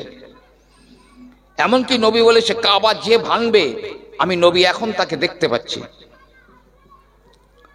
সাহাবারা বললেন, ইয়া রাসূলুল্লাহ, আপনি তো দেখছেন, লোকটা দেখতে কেমন? নবীজি বললেন, ও হাবশী বংশোদ্ভূত হবে, গায়ের রং কালো, কপাল উঁচু, চুল ছোট ছোট, পেশিগুলো সরু সরু। সে আমার কাবা ভেঙে নিয়ে যাচ্ছে, কাবার ধন সম্পদ লুটপাট করে নিয়ে যাচ্ছে। কাবা ভেঙে দেওয়া হবে, কাবার ধন সম্পদ লুটপাট করে নিয়ে যাবে, হজ বন্ধ হয়ে যাবে। তবে কিয়ামতের মহাময়দানে, হাসরের মহাময়দানে খানায় কাবা নববধূর মতো উঠবে। নতুন বিয়ে হয়েছে, এই নতুন বউ সেজে গুজে যেমন রাস্তায় বার হয়, খানায় কাবা ওই দিনে নববধূর মতো সেজে গুজে উঠবে। যারা কাবার হজ করেছে, যারা কাবা তওয়াফ করেছে, যারা উমরা করে নিয়েছে, সব তারা কাবার গেলাপ ধরে বাদুড়ের মতো ঝুলে থাকবে। এই যে গাছে বাদুড় ঝুলে থাকতো আগে, এখন আর খুব একটা দেখা যায় না। গাছের পাতা দেখা যেত না, সব বাদুড় ঝুলে রয়েছে। তো কাবার গেলাপ ধরে সব ঝুলে থাকবে। মাতাও যেখানে তওয়াফ করা হয় সেখানে সব লোকজন থাকবে। আর এই মসজিদ, দুনিয়ার যত মসজিদ আছে একটা মসজিদও নিজের জায়গায় থাকবে না। এই মসজিদ এখানে থাকবে না, সব পশ্চিম প্রান্তে গিয়ে টলমল টলমল করবে। মসজিদ আর মাদ্রাসা টলমল টলমল করবে। এমনকি মসজিদে নববী শরীফ আপন জায়গাতে থাকবে না, সব পশ্চিম প্রান্তে গিয়ে টলমল টলমল করবে। আমার আল্লাহ রাব্বুল আলামিন বলবেন, এই জিবরাইল রে, দুনিয়ার সব ধ্বংস হয়ে গেল, পাহাড় পর্বত নদী নালা খাল বিল ঘর বাড়ি সব ধ্বংস হয়ে গেল, মসজিদ আর মাদ্রাসা কেন ধ্বংস হয়ে গেল না? একবার ওদেরকে জিজ্ঞাসা করো। জিবরিল আমিন আসবেন, এসে বলবেন, এ মসজিদ, এ মাদ্রাসা, এ মক্তব কেন ধ্বংস হয়ে গেলি না? এই মসজিদ আর মক্তব মাদ্রাসার ইটগুলো কথা বলবে, বালিকণাগুলো কথা বলবে, রডগুলো কথা বলবে, সব প্রতিটা পার্টস কথা বলবে। ওরে জিবরাইল, আমরা জানি কোরআনুল কারিমে আল্লাহ বলে দিয়েছেন, কুল্লু মান আলাইহা ফান, সব ফানা হয়ে যাবে, হয়েও গিয়েছে। তবে আমরা ততদিন ধ্বংস হব না। যারা আমাকে বানাবার জন্য জমি দিয়েছে, ইট দিয়েছে, বালি দিয়েছে, রড দিয়েছে, সহযোগিতা করেছে, যারা আমার ভিতরে নামাজ পড়েছে, মাদ্রাসা ওই কথা বলবে। আর বলবে, যারা আমার মধ্যে কোরআন শিখেছে, যারা আমার ভিতরে ইলম শিখেছে, ওরাই হলো আমার আপনজন।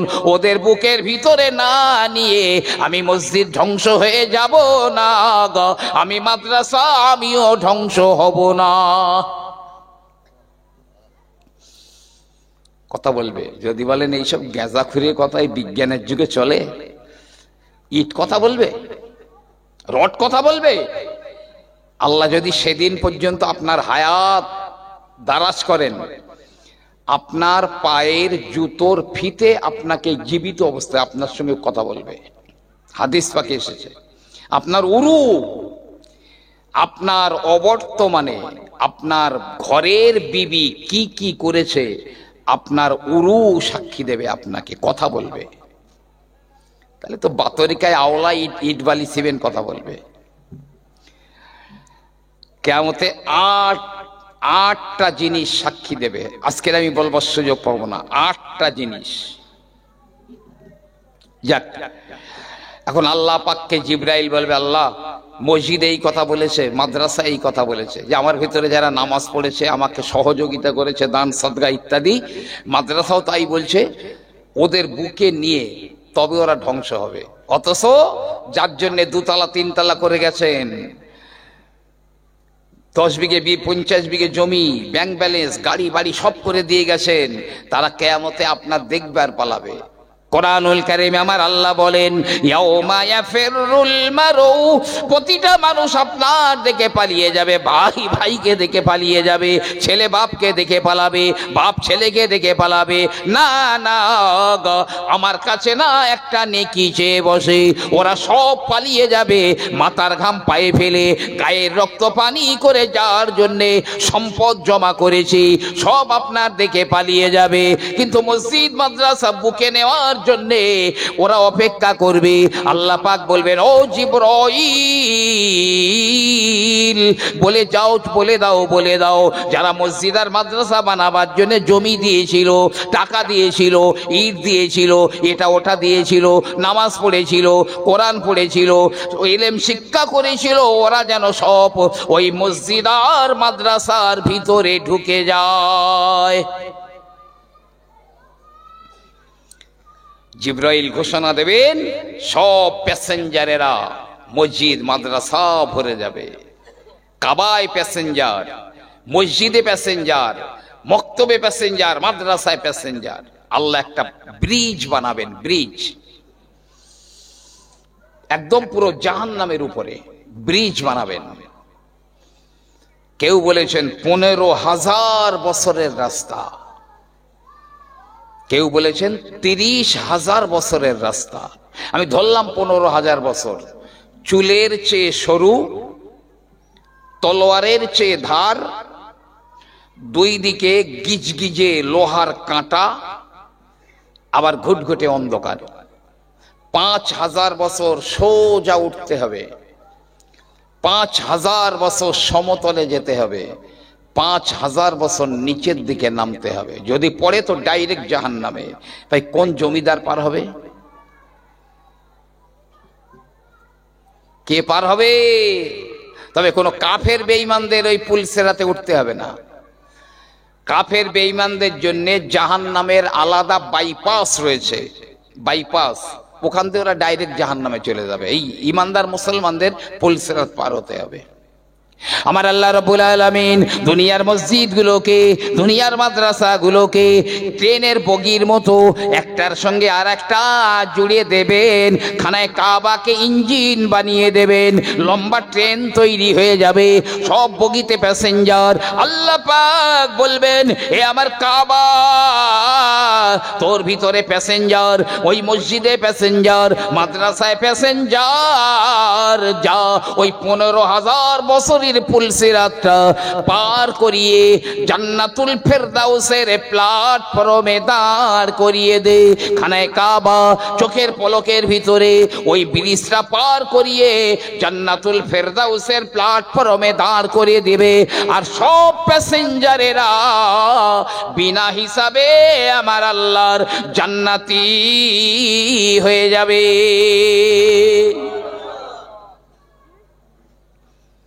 আসর ছেড়ে দাও। ওই যে বললাম আল্লাহর আরশের নিচে 7 প্রকার মানুষেরা জায়গা পাবে। একটা বলেছিলাম, আরেকটা বলছি। নবী আমার বললেন, রজুলুন কলবুহু মুআল্লাকুন ফিল মসজিদে, যে মানুষের অন্তরটা, যে মানুষের কলিজাটা, যে মানুষের দিলটা মসজিদের ছাদে টাঙানো থাকে, অর্থাৎ মাঠে যাক, বাজারে যাক, কোথাও যেখানে যাক না কেন, পৃথিবীর যে কোনো প্রান্তে মনটা ওর মসজিদের ভিতরে পড়ে থাকে, ওই লোকটা কিয়ামতের কঠিন দিনে তাকে দাঁড়াতে হবে না, আল্লাহর আরশে আজিমের ছায়ার নিচে জায়গা পেয়ে যাবে। অন্য সাইড থেকে মুখ ঘোরাও, মসজিদের দিকে মুখ করে দাও। মসজিদে যেতে কষ্ট হয়, আপনাদের দিকে মনে হয় নেই,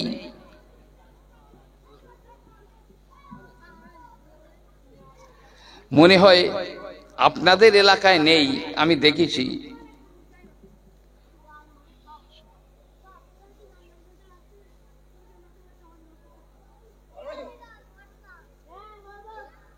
ও কিন্তু ব্যাপার হচ্ছে, আলহামদুলিল্লাহ, আল্লাহ বরকত দিক, 25 কিলো চাল দেবে আগামী বছরে। তবে তার আগে একটা রিকোয়েস্ট করেছেন। এই রিকোয়েস্টটা সব জলসায় আমার কাছে করে যে, কিন্তু আমি হয়তো আজকের পারবো না মানতে, কারণ আমি আপনাদের ডন্ডিরাট সাতচুড়ো এলাকায় প্রথম আমার উত্থান। আমি জলসার লাইনে সর্বপ্রথমে এই এলাকায় জলসা করে আমি লাইনে উঠেছি। আর সেই পিরিয়ডে এত বলেছি, সেই পিরিয়ডে ছোট ছোট বাচ্চা কাচ্চাগুলো সব মুখস্থ হয়ে গেছে। ইহুদিরা নবীজির লাশ চুরি করে নিয়ে যাচ্ছিল, যে বাচ্চা কাচ্চাকে মুখস্থ হয়েছে। আমার সব কমিটিরা বলে, তা একদিন এত রাগ হয়েছে আমি বলবো, তবে বলেছি আমি যেই বলবো খানিকটা বলবার পরে লোক কিন্তু তোমার আস্তে আস্তে মাইনাস হয়ে যাবে। বলে না না হুজুর সবাই বলতেছে। তা আমার ঠিক আছে, যেই বলেছি একদম কথা, 10 মিনিট পরে আস্তে আস্তে ময়দান ফাঁকা হয়ে যাচ্ছে। বলে এই দেখলি, লাইন ঘুরিয়ে দিলাম আবার। যাক আলহামদুলিল্লাহ, 100 টাকা দিয়েছে নগদে, আগামী বছরে 25 কিলো চাল দেবে। আল্লাহ বরকত দান করুন। এই লাইলাতুল বরাতের রাত্রে আল্লাহ তার কত আপন জনেরা সব কবরবাসী হয়ে রয়েছে, সব ঘরের দরজায়। আল্লাহ ওদের ঝুলিগুলো সব ভরিয়ে দাও, আল্লাহ ওদের কবরগুলো জান্নাতের বাগান বানিয়ে দাও। সবাই বলুন আল্লাহুম্মা আমিন। আমরা দেখি, আমি আপনাদের এদিককার কথা আমি বাস্তবে দেখিনি, কারণ এদিকে আমি জুম্মার নামাজ একদিনও পড়ি কি আমার মনে হয় না। শুক্রবার দিন ইমাম সাহেব সালাম ফিরিয়ে দিয়েছে। এইবারে যারা ফুরফুরা সিলসিলার লোক বলে মনে করেন যারা, আমি তাদের বলছি, অন্যদের নয়, দেখি আস্তে আস্তে সফা মানে মসজিদ 12 আনা খালি। হয়ে গেছে। এ যদি বলে না হুজুর আমি বাড়ি গিয়ে পড়ি, আলহামদুলিল্লাহ, একদম সুম্মা আলহামদুলিল্লাহ। আর যদি বলে এই সালাম ফিরিয়ে এইবারে হয়ে গেল সব বাড়ি চলে যাচ্ছি, ও যদি বলে আমি ফুরফুরার সিলসিলার লোক, তো ওর দাবিতে সে চরম মিথ্যাবাদী। আল্লামা রুহুল আমিন রহমাতুল্লাহ আলাইহি স্পেশাল আখিরি জোর কিতাব লিখেছেন, পড়ে দেখবেন। তারপরে বাদাল জুম্মা 4 রাকাত সুন্নতে মুআক্কাদা পড়বে কে? ও প্রসঙ্গে গেলি আমার বাকি টাইমটা আবার ফুল কেটে যাবে, ছেড়ে দেন। তো আবার অনেকে আছে কি করে জানেন, এটা পিস টান, মানে আগের কাতারগুলো সব ভর্তি হয়ে যাক, শেষ বেলায় সে লাইনের শেষ বেলায় দাঁড়াবো, তা নাইলে আমার বার হবে, দেরি হবে। ও যেন জেলখানায় ঢুকতেছে। আল্লাহ, প্রিয় নবী সাল্লাল্লাহু আলাইহি ওয়াসাল্লাম বললেন, ও আমার সাহাবারা, আল মুমিনু ফিল মসজিদে কাসামাকি ফিল মাই, ঈমানদার মানুষেরা মসজিদে তেমন, পানির ভিতরে মাছেরা যেমন পানির ভিতর থেকে বড় কাতলা মাছ তুলে এনে যদি বলেন চল আমার এয়ার কন্ডিশন ঘরে, খাট পালঙ্ক গদি তোষক রয়েছে ওখানে তো রেখে দেব, মাছ বলে তোর এয়ার কন্ডিশন লাগবে না, গদি তোষক পালঙ্ক লাগবে না, ওই ময়লা পানিতে আমার ছেড়ে দে, কারণ ওর ভিতরেই আমার জীবন। ও আমার ভাইরা, ইমানদার মানুষেরা দুনিয়ার যেখানেই যাক না কেন মন পড়ে থাকে মসজিদে, না না মসজিদে গেলে যেন জীবনটা ফিরে পায়।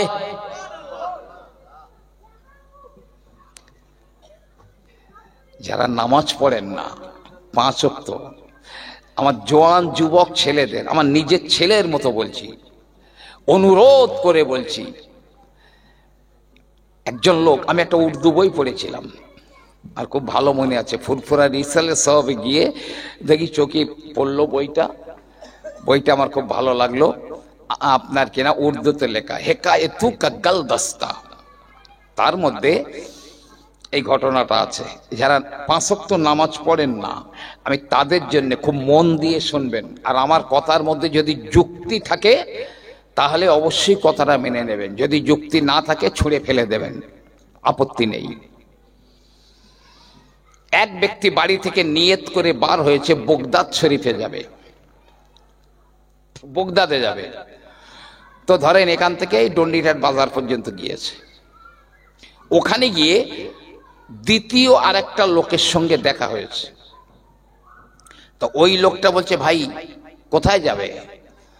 তো বলছে আমি একটু বগদাদ শরীফে যাব, তাই বাড়ি থেকে বেরিয়েছি। বলো ও, তা আমিও তো যাব ভাই, আমিও তো বগদাদে যাব, তা তুমি যদি অনুমতি দাও তাহলে আমি একটু তোমার সঙ্গে যাই।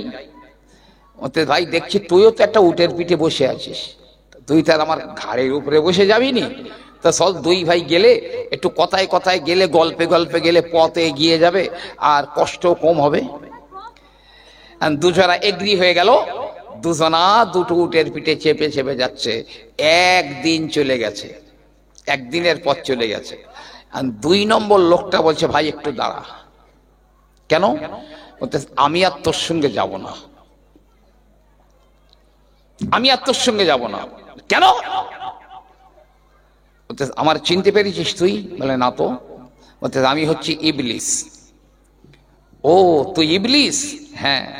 তা তুই বললি ভাই আমার একটু সঙ্গে নাও, তোরে নিলাম সঙ্গে, তা আমি তোর কি করলাম যে আমার সঙ্গে আর তুই যাবিনি? ইবলিস বলেছিল, হে আল্লাহর বান্দা শুনে রাখ, আমি আমার আল্লাহ রাব্বুল আলামিনের 6 অথবা 7 লক্ষ বছর আমি ইবাদত বন্দেগী করেছিলাম। দুনিয়ায় এমন একটা জায়গা ছিল না যেখানে আমি আমার আল্লাহ পাকের সাজদা দেই নাই।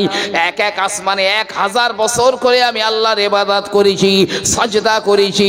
আল্লাহ আমার প্রতি, আমার ইবাদতের প্রতি খুশি হয়ে আল্লাহ পাক তার নিজের কাছে আমাকে ডেকে নিলেন, লাউহে মাহফুজের কাছে নিয়ে গেলেন, ফেরেশতাদের লিডার বানিয়ে দিলেন। জান্নাতের ভিতরে আমার জন্য নূরের মেম্বার তৈরি হতো, ফেরেশতারা শ্রোতা শ্রোতা হয়ে আমার ওয়াজ শুনতো, কিন্তু না না না না, এগুলো আমার সব নফল সাজদা ছিল, আমার নফল ইবাদত ছিল। কিন্তু আমার আল্লাহ পাক বললেন উসজুদু লি আদম, আদমকে সাজদা দাও, এটা আমার আল্লাহর হুকুমের ফরজ সাজদা ছিল। এতদিন যা দিচ্ছি ওগুলো সব নফল, কিন্তু আল্লাহ আমাকে একটা সাজদা দিতে বলেছেন, এটা এই সাজদাটা ছিল ফরজ সাজদা, ওই একটা সাজদা আমি দেইনি। আর যার কারণে আমার 6 লক্ষ বছরের ইবাদত সব বরবাদ হয়ে গেল, মেমোরি থেকে সব ডিলিট হয়ে গেল। আমি মালউন, মারদুদ, শয়তান, জাহান্নামী হয়ে গেলাম একটা সাজদা না দিয়ে। তো ভাই তোর সঙ্গে তো সারাদিন আমি রয়েছি, তো সারাদিনে আল্লাহ তোর উপরে 5 ওয়াক্ত নামাজ ফরজ করেছেন। সুন্নত নামাজ বাদ দেন, নফল নামাজগুলো বাদ দেন, শুধু 5 ওয়াক্তের ফরজ নামাজে ফজরে 2 রাকাত, জোহরে 4 রাকাত, আসরে 4 রাকাত, মগরিবে 3 রাকাত, আর এশায় 4 রাকাত, এই 5 ওয়াক্তের ফরজ নামাজে সারাদিনে তুই দিসনি আল্লাহর হুকুমের 34টা সাজদা, তুই দিসনি 34টা সাজদা। তা আমি একটা না দিয়ে যদি আমার ঘাড়ে এ গজব পড়ে, তুই একদিনে 34টা দিসনি, না জানি তোর ঘাড়ে কত বড় খোদার গজব পড়বে। তো ভাই আমি তো একবার ধ্বংস হয়ে গেছি, এখন যদি তোর সঙ্গে আবার যাই আর আল্লাহ যদি ওই গজবের বোমা তোর ঘাড়ে ফেলে, তাহলে তুই তো যাবি ধ্বংস হয়ে, আমি আবার দ্বিতীয়বার ফের আমি আর একবার ধ্বংস হয়ে যাব। তাই আমি শয়তান হলে কি হয়, ইন্নি আখাফুল্লাহ, আমি আল্লাহকে এখনো ভয় করি। ভাই তুই যা তোর পথে, আমি যাব বগদাদে, তবে অন্য পথে যাব, তোর সঙ্গে আর যাব না। এতটুকু কথা যদি একজন বেনামাজির অন্তরকে না নাড়াতে পারে, তাহলে মনে রাখবেন হয় ইমানে পক্ষাঘাত হয়েছে, না ইমানে প্যারালিসিস হয়েছে, না ওর ইমানে ক্যান্সার হয়েছে।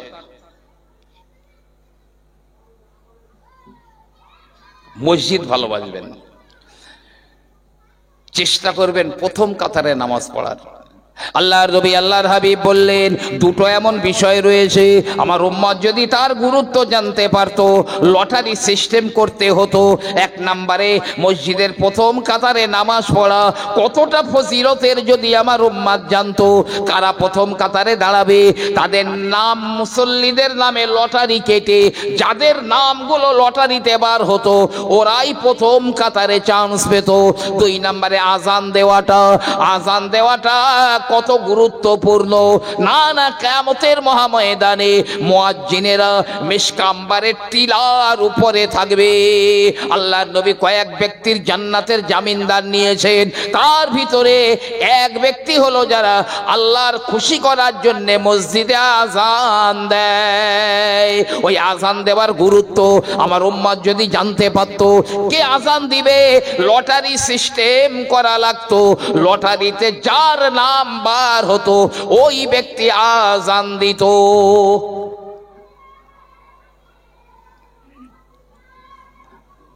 কবরে ভালো থাকতে চান? আমি বলি আর আপনি বলি, একটা ভালো আমল বলে দিচ্ছি, কবরে ভালো থাকবার আমল। এই কবর জান্নাতের বাগান হয়ে যাবে ইনশাআল্লাহ। আমি বলবো তার আগে আবার একবার একটু মহব্বতে দরুদ আল্লাহুম্মা সাল্লি আলা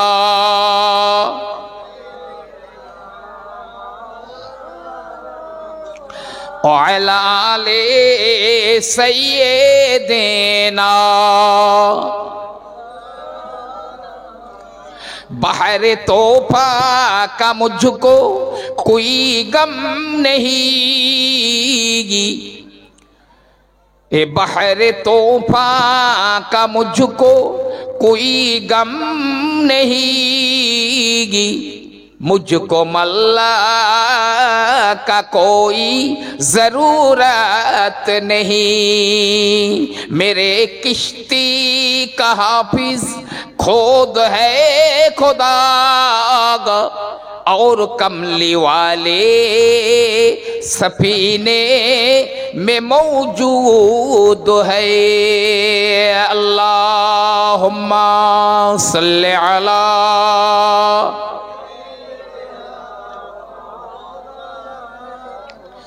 अला आले सय्यिदेना। ভাই আমার, বাবা জিরা আমার, প্রিয় নবী সাল্লাল্লাহু আলাইহি ওয়াসাল্লাম একদা কতিপয় সাহাবাদের নিয়ে আমার আল্লাহ নবী রাস্তা দিয়ে হেঁটে হেঁটে হেঁটে হেঁটে চলে যান। হঠাৎ করে আমার নবীজি দেখলেন একটা নতুন কবর। নবী আমার বলেন, ও বাবারা, এই নতুন কবরটা কার কবর তোমরা কি বলতে পারো? বলছে, হুজুর, সেই মহিলার কবর যে মহিলা আমাদের মসজিদ ঝাড় দিত, পরিষ্কার করে দিত, নেপে মুছে দিত, সেই বুড়ির কবর এটা। নবীজি বললেন, ও বুড়িটা মারা গেল, আমার সংবাদ দিলে না? আমি ওর জানাজায় আসতাম তো। শোনো, আমি রসুল দেখছি ওই বুড়িটার কবর আল্লাহর জান্নাতুল ফেরদাউসের বাগান হয়ে গেছে। সুবহানাল্লাহ। আল্লাহর নবী, আল্লাহর রসুল ওই কবরের ধারে দাঁড়িয়ে যান। দাঁড়িয়ে বলেন, ও বুড়িমা, জীবনের কোন আমলের কারণে আমার আল্লাহ পাক তোমার কবরটা জান্নাতের বাগান বানিয়ে দিয়েছে? কবরের ভিতর থেকে বুড়িটা বলে, ও আল্লাহর নবী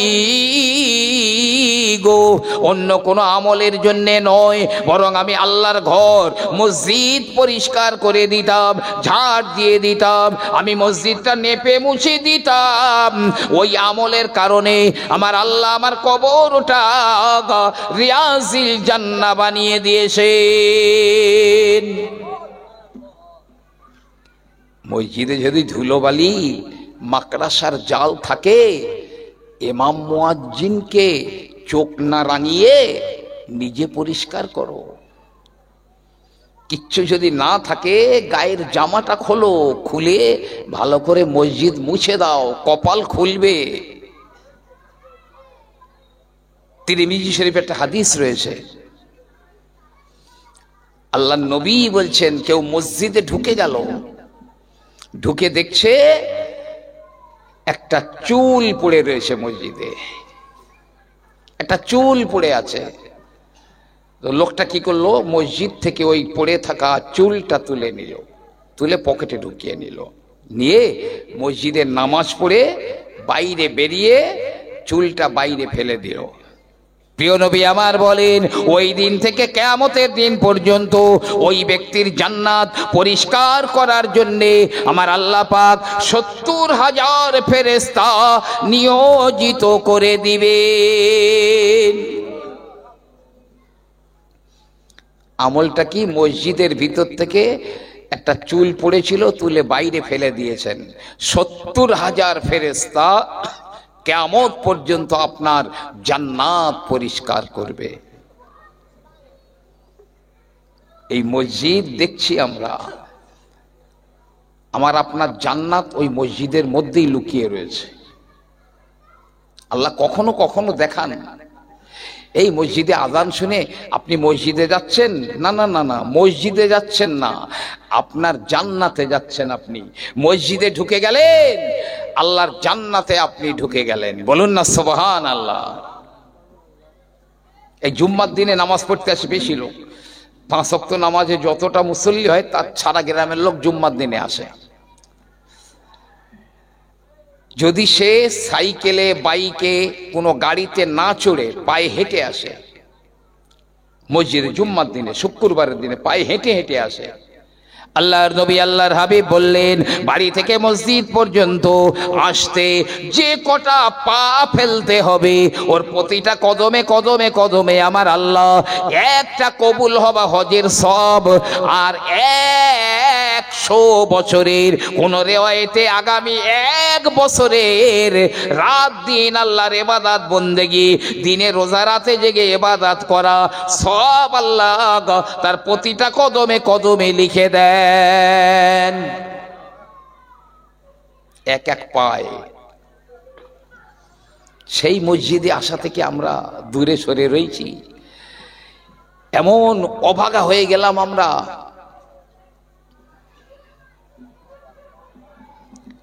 সকলকে বলছি মসজিদের দিকে ঘুরে যান, ওর নিচে জান্নাত রয়েছে। হযরতে শুরাইক রাদিয়াল্লাহু আনহু তিনি বর্ণনা করছেন, তিনি একজন সাহাবা, আরো কিছু সঙ্গী সাহাবাদের নিয়ে একটা সফর করার জন্য বেরিয়েছেন, এক সফরে বেরিয়েছেন। আমি খাতায় নোট করে রেখে দিয়েছি, একদম হাওলা সহ বেরিয়েছেন। এখন সঙ্গীরা সাথীরা ওযু করবে, পানি নেই। হযরতে শুরাইক রাদিয়াল্লাহু তাআলা আনহু তিনি বললেন, আমি পানির খোঁজে বেরিয়ে পড়লাম। খুঁজে খুঁজে আমি একটা কুয়া পেয়ে গেলাম, একটা কুয়া পেয়ে গেলাম। ওই কুয়াতে পানি তুলে নেওয়ার জন্যে বালতিতে রশি বেঁধে বালতি নামিয়ে দিলাম। আমি কুয়ার ভিতরে বালতি নামিয়ে দেওয়ার পরে বালতিতে পানি ভরে গেল, কিন্তু বালতি টানতে গিয়ে, রশি টানতে গিয়ে বালতিটা ছিঁড়ে পড়ে গেল। হয় দড়ি ছিঁড়ে, না হয় গিরো খুলে বালতিটা ওই কুয়ার ভিতরে পড়ে গেল। বালতিটা তো তুলতেই হবে, তা নাইলে পানি তো লাগবে, একটা পাত্র দরকার। তো হযরতে শুরাইক বলছেন, আমি কুয়ায় নেমে পড়লাম, কষ্ট সৃষ্ট করে ওই কুয়ায় নামলাম। নেমে দেখছি কুয়ায় পানি খুবই কম, কিন্তু যে স্তর পর্যন্ত পানি রয়েছে সেই স্তরের উপরে আমি একটা দরজা দেখতে পেলাম। কুয়ার ভিতরে দরজা। আমার খুব কৌতূহল হলো, দরজাটা খুলে ফেললাম। দরজা খুলে দেখলাম বিশাল মনোরম একটা বাগান, যা মানুষ কল্পনায় আনতে পারে না। মানুষ তার কল্পনার ভিতরে আনতে পারবে না যে এইরকম একটা বাগান হওয়া সম্ভব। আমি বাগানে ঢুকেই গেলাম। ঢুকে যত দেখি তত আমি মোহিত হয়ে যাই। একটা গাছ থেকে একটা পাতা ছেড়ে আমার কানে গুঁজে রাখলাম। ঘুরে ঘিরে আমি কুয়ায় এসে দরজাটা বন্ধ করে দিয়ে বালতি নিয়ে উপরে উঠে পড়লাম। সঙ্গীদের কাছে আমি এই ঘটনাটা বললাম, আমরা আমি এই জিনিস দেখেছি। সেখানকার একটা পাতা পর্যন্ত প্রমাণ সহ, প্রমাণের জন্য ছিঁড়ে আমার কানে গুঁজে নিয়ে এসেছি। একদম অবাস্তব। কুয়ার ভিতরে দরজা, সেই দরজার ওই পারে বড় বাগান। বলে চলো আমরাও দেখব। সঙ্গী যারা ছিল তারা সব এক এক করে নামলো, কিন্তু ওই দরজা আর কেউ খুঁজে পায়নি, আর কেউ খুঁজে পায়নি। হযরতে ওমর রাদিয়াল্লাহু তাআলা আনহুকে এই ব্যাপারটা জানানো হলো। হযরতে ওমর বললেন, তোমরা খেয়াল রাখো, ওই যে পাতাটা ছিঁড়ে নিয়ে এসেছিল ওই পাতাটার দিকে খেয়াল রাখো, পাতাটা শুকিয়ে যাচ্ছে নাকি, কুঁকড়িয়ে যাচ্ছে নাকি। কিন্তু যদি ওটা জান্নাতের বাগান হয় তাহলে ওই পাতা শুকিয়ে যাবে না, কুঁকড়িয়ে যাবে না, কোনো পরিবর্তন আসবে না। তারপরে বোঝা যাবে ওই বাগানটা কোন বাগান ছিল। কয়েকদিন পার হয়ে যায় কিন্তু পাতাটা টাটকা রয়েছে, একটু কোঁকড়ালো না, শুকিয়েও গেল না।